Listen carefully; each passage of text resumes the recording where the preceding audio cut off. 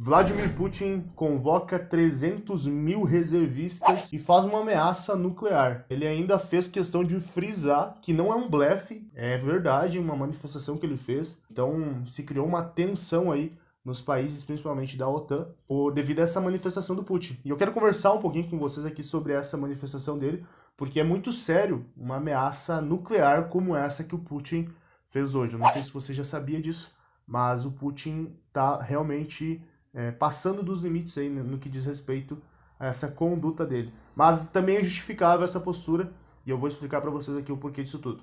Fala galera, sejam bem-vindos aqui ao canal, meu nome é Alan Victor, se você ainda não é inscrito já se inscreve e ativa o sininho para receber novos vídeos, beleza? Vamos falar então dessa questão aí do Putin, dessa manifestação dele de ameaça nuclear. Quero ler com vocês então a matéria que fala sobre esse pronunciamento do Vladimir Putin que trouxe essa tensão aí nessa quarta-feira. Olha só o que disse o Putin, né? Disse que prorrogou os contratos dos soldados que já estão lutando na Ucrânia, ou seja, dando a entender que a guerra vai seguir por alguns meses ainda, não tem uma previsão de paz, de acordo, e isso é bem importante, né? Ele realmente está determinado a seguir guerreando, né? Ele acabou fazendo essa ameaça em um pronunciamento que ele fez nessa quarta-feira, dizendo então que ele vai convocar 300 mil reservistas, né? Então homens aí, reservistas de todas as idades estão sendo convocados por Vladimir Putin para lutar. Então isso é muito relevante. Quando você insere 300 mil homens em uma batalha, ela toma proporções muito maiores. Putin fez questão de frisar também que eles estão aumentando o investimento em armas, então eles estão realmente vislumbrando mais guerras aí nos próximos meses ou anos, né? Mas olha só o que disse, pegando uma citação do discurso do Putin. Abre aspas. Não é um blefe, declarou o líder russo. Nosso país tem vários meios de destruição, alguns dos quais são mais modernos que os países da OTAN. Então a gente percebe que esse pronunciamento ele foi, querendo ou não, direcionado aos países da OTAN. E isso acontece justamente no momento onde a Ucrânia estava, digamos assim, contra-atacando com o apoio dos Estados Unidos.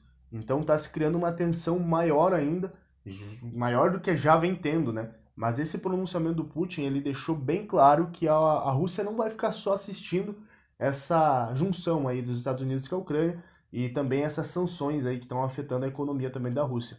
É importante falar também que o Putin já havia ameaçado acabar com aquele acordo que eles haviam feito sobre a exportação de alimentos lá pelo Mar Negro, né? Olha só, ele ameaçou, o presidente Vladimir Putin ameaçou romper o acordo internacional que criou um corredor de exportação de grãos no Mar Negro, alegando que os países mais pobres não estavam recebendo grão suficiente. Então, o que acontece, né? O Putin ele abriu, digamos, uma exceção para exportar grãos, porque estava havendo uma mobilização muito grande dos países pobres, principalmente, que não estavam recebendo grãos, não estavam tendo que comer, basicamente. E agora o Putin está ameaçando encerrar isso. E o que acontece se ele chegar a encerrar esse canal aí que ele abriu, né? Essa possibilidade de exportação de alimentos?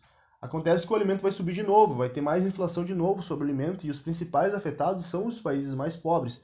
Então são duas ameaças basicamente que veio aí do Vladimir Putin. A primeira é fechar o canal lá do Mar Negro, onde está sendo a exportação de grãos, e agora essa ameaça nuclear, de guerra aí, né, ameaçando, dizendo que a Rússia tem muito poderio militar, mais moderno que a OTAN.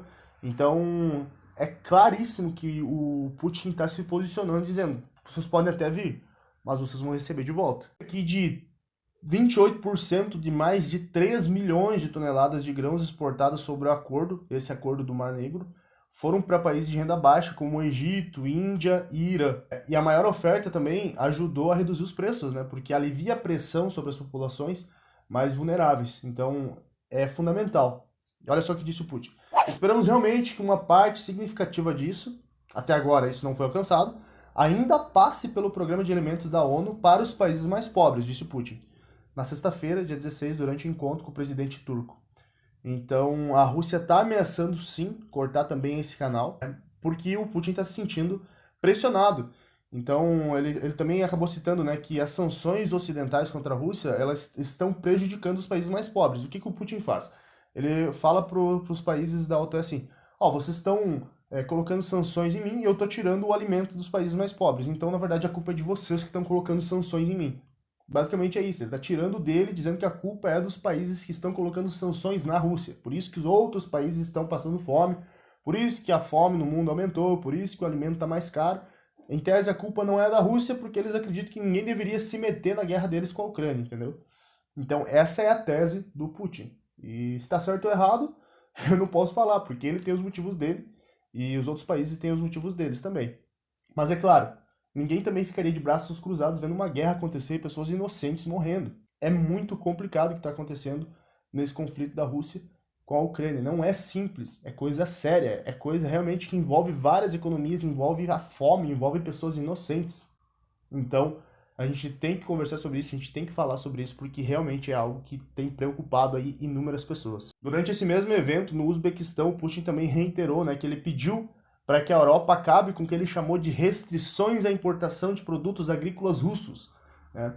Ele, abre aspas, falou assim: anteontem eu informei o secretário-geral da ONU, Antônio Guterres, que 300 mil toneladas de fertilizantes russos estão se acumulando nos portos marítimos da União Europeia.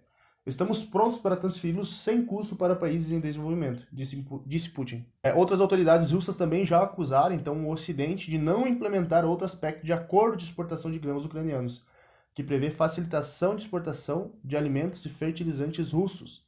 Então, a União Europeia não impôs sanções a alimentos e produtos agrícolas russos e divulgou um esclarecimento em julho para garantir que as sanções não obstruíssem a entrega desses produtos para outros países. Então, é bem complicado, né? Porque influencia na economia da Rússia também. Ninguém compra da Rússia, mas a Rússia também é muito importante no que diz respeito a alimentos e principalmente fertilizantes. É complicado, é um conflito bem sério mesmo.